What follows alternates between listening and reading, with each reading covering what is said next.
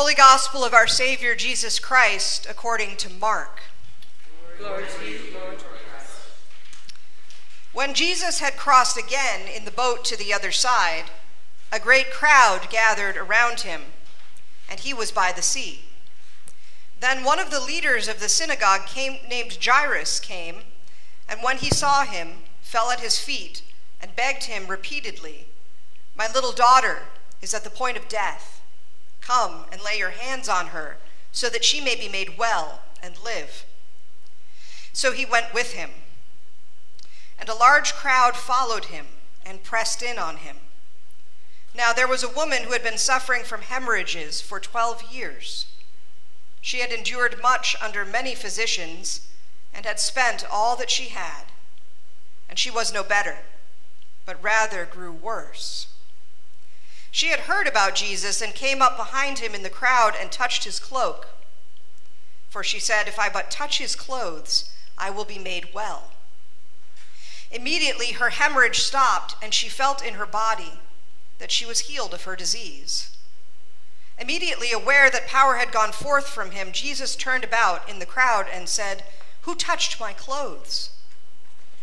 And his disciples said to him, "You see the crowd pressing in on you. How can you say, 'Who touched me?'" He looked all around to see who had done it. But the woman, knowing what had happened to her, came in fear and trembling, fell down before him and told him the whole truth. He said to her, "Daughter, your faith has made you well. Go in peace and be healed of your disease." While he was still speaking, some people came from the leader's house to say, "Your daughter is dead. Why trouble the teacher any further?"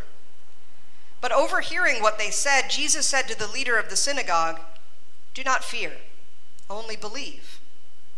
He allowed no one to follow him except Peter, James, and John, the brother of James. When they came to the house of the leader of the synagogue, he saw a commotion, people weeping and wailing loudly. When he had entered, he said to them, "Why do you make a commotion and weep? The child is not dead, but sleeping." And they laughed at him. Then he put them all outside and took the child's father and mother and those who were with him and went in where the child was. He took her by the hand and said to her, "Talitha cum," which means, "Little girl, get up." And immediately the girl got up and began to walk about. She was 12 years of age. At this they were overcome with amazement. He strictly ordered them that no one should know this and told them to give her something to eat. The Gospel of the Lord. Praise to you, Lord Christ. Please be seated.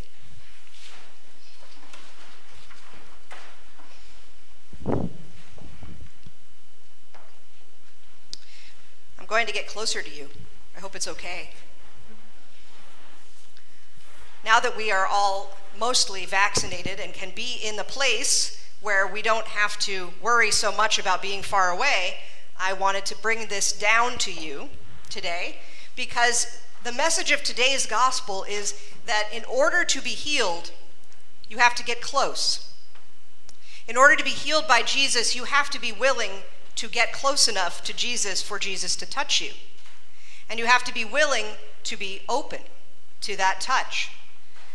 When Jesus got off the boat and was pressed in by a whole lot of crowd, he wasn't planning on staying there.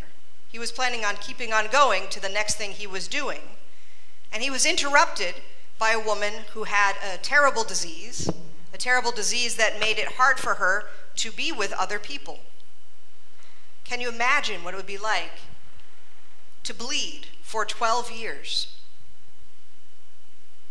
And to go to all of the medical authorities, to go to all of the people who you could trust and find that they couldn't help you. I know people who have done things like that, who have gone through all of the treatments they can possibly go through and spent all the money they can possibly spend, and then they still are where they are. And the only thing left for them is to pray. I've met a few of those people when I was a chaplain. I would go into the dialysis room and people would be sitting there having their blood taken out and put back in. And I'd sit with people who were receiving infusions of chemotherapy, and they were just waiting for whatever was happening to their body to get better. And what I learned from some of these people is that in the end, it's only you and God. It isn't that you can make it better or worse by being with people. Being with people is great. But what they need is to be in contact with God. No matter what happens to their body, being in contact with God will heal what is wrong with them. In our readings today, we have from the book of Wisdom a reminder that everything in the world is good because God made it that way. Because God created everything and is the impulse of life in the world. So for us who are dying, all of us are, the only way to be healed is to get close to the source of life. That holds true for those of us who are physically having problems, those of us who are mentally having problems, and those of us who are simply tired of being alone. In the situation that we found ourselves in over the last few months, being alone was safety, or being with only one other person was safety. But now we have to realize that being with others is what we need for our lives. That's where the source of life comes from. In order to be near Jesus in the current moment, where Jesus is in heaven and we are on earth, the only way to do it is to be near to other people. And so now, we as a church, we as individuals, have to be together. Not just here in this church, though that would be great because it helps us all to get feeling better if we're together. But to go out where other people are who need us. In this church, in Christ Church, people are beginning to rebuild a ministry that was started a year ago, or a year and a half ago, or maybe 2 years ago. I don't know, I wasn't here. But in the time that you started Good Works, you were seeking a way to go out and to be near people who Jesus wanted you to be with and help them. It was a simple concept. The idea was people tell you what they need and you go there and you help. Of course, it became a little more complicated because there are things like safety to be considered. And there are things like who do we help to be considered. And so at this meeting for restarting Good Works, a lot of what we were talking about was the boundaries of what we can do, will do, won't do, and how we can best help. But at the heart of it, once we get past all of the things that we need to do for our safety, was go, be with people, and help them.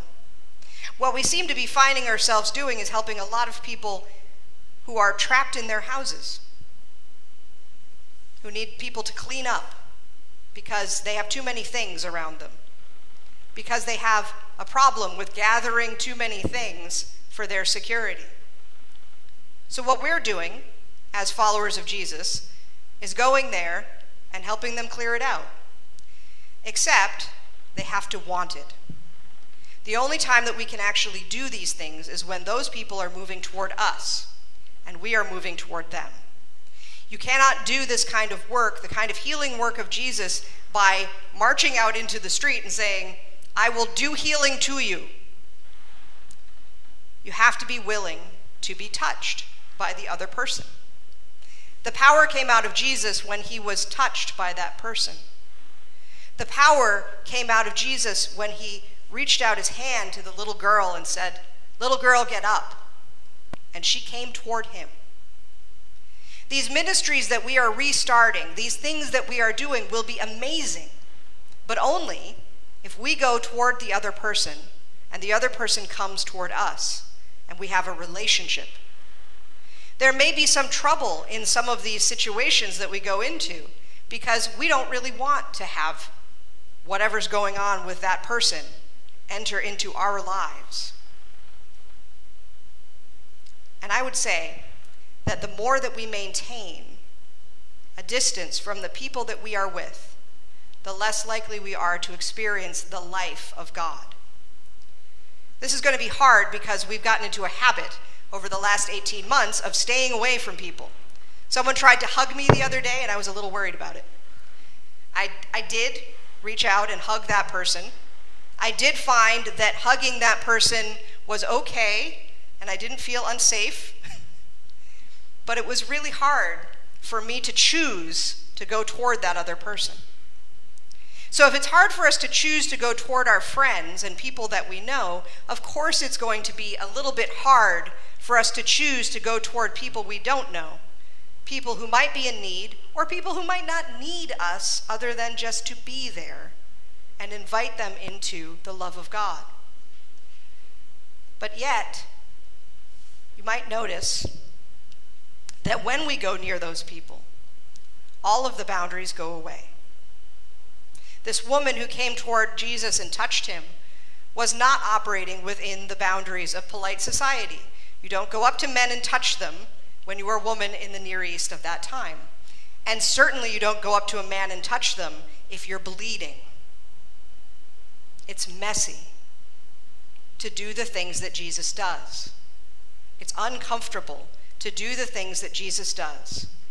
And yet, Jesus allows the power to flow out of him. He turns around and says, "Who touched me?" And sometimes that's interpreted as being a bit upset that someone touched him or interrupted him. But I don't think that's what it is. I think he simply wanted to know, who touched me? I felt something happen to me. And of course, his disciples don't get it. They think, everyone's touching you. It's, how could you possibly wonder who's touching you? Everyone's touching you. And the people who meet him when he goes to take care of Jairus' daughter don't get it. And they laugh at him because he says she's only sleeping. And so Jesus chooses to remove those people from the situation, to remove those people who don't believe from his presence. And he takes only the 3 people that he knows, Peter, James, and John, that he knows want to be with him, because apparently they're the ones that follow him everywhere. Apparently they're the ones that want to be close to him. Apparently they're the ones that want to understand and believe, even when they don't believe. So he gets rid of all the disciples, except the 3 that want to be close to him. And then he goes into the room with this little girl who's at the beginning of her life, actually the beginning of her womanhood. And he says to her, "Get up." And it happens. She gets up. If there's something in your life or some person in your life that you want to heal with, you do need to go near to Jesus to make that happen. And you need to look at how Jesus does that. Jesus doesn't do that by discussing the procedures of doing it. Jesus doesn't do that by saying to the synagogue leader, "Well, synagogues haven't been great places for me. I'm uncomfortable going there. I don't want to be with you." He just goes in and reaches out a hand and sees if the other person reaches out to him. That's all that we have to do. When we restart our ministries, when we invite other people to church, when we invite people in our families into a healing relationship, all we have to do is what Jesus does. Allow ourselves to be touched and reach out. I struggle with that myself. I didn't like it when someone hugged me, so I'm not always ready for people to touch me. And Jesus wasn't either. That's okay. If you're a little bit distracted, a little bit disturbed, that happened to Jesus too. It's how he reacted to it that was the healing thing. He reacted to it not by trying to take back what came out of him, but by acknowledging that the woman's faith made her well, by acknowledging that the person who came to him from the synagogue was taking a risk, and he honored that risk. And so, I ask you, when you're thinking about joining in ministries or in doing your ministry as a person in the world, how do you honor the risk that other people take to come close to you? How do you honor their faith? because that is what Christians must do. In order to heal the world, we must be open, we must be available in the moment, and we must respond even when we don't really want to, in a healing way. This happens through practice, it happens through prayer, and sometimes we don't do it. I have missed many opportunities to do it. But we can return. We can return to what Jesus calls us to do, and we can heal the world through our personal relationships. I'm not telling you that you shouldn't ever protect yourself. There are harmful things in the world, and you should be aware of them. But I think we have a habit now, not just in the last 18 months, but in the last several decades, of protecting ourselves, our core selves, at the expense of healing others. I think that is the opposite of the calling of Christians. Protecting ourselves instead of healing others is not how this relationship is supposed to work. So, following Jesus, let us commit ourselves to reaching out, to receiving other people's need, and to finding a way to share what we have with those who need it.